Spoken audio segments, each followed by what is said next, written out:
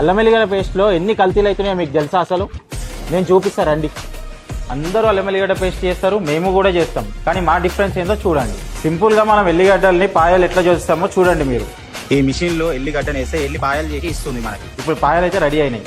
తర్వాత మనం డ్రైయింగ్ అనేది చేసుకోవాలి. మనం ఇంట్లో ఎండబెట్టుకుంటే ఎలాగైతే చేసుకుంటామో మనకు డ్రైయర్ అనేది ఉంది. మనం డ్రైయర్లో పెట్టుకొని 10 minutes వెయిట్ చేయాలి. ఈ 10 minutes గ్యాప్లో మనం జింజర్ అనేది పీల్ చేసుకోవాలా. మనం జింజర్ పీల్ చేసుకునే లోపు మనం డ్రైయర్లో పెట్టిన గార్లిక్ అనేది పీలింగ్కి రెడీ అవుతుంది.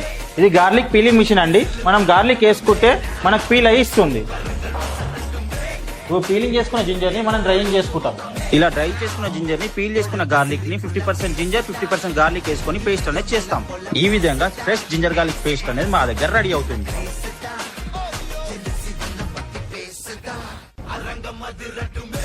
ఫైనల్లీ మన ప్రోడక్ట్ అయితే రెడీ అయిపోయింది. మీ ఇంటికి కానీ, మీ ఫంక్షన్స్ కానీ, హోటల్స్ కానీ మీకు మేము సప్లై చేస్తాం. సో ఇంకెందుకు లేటు, కింద ఉన్న నెంబర్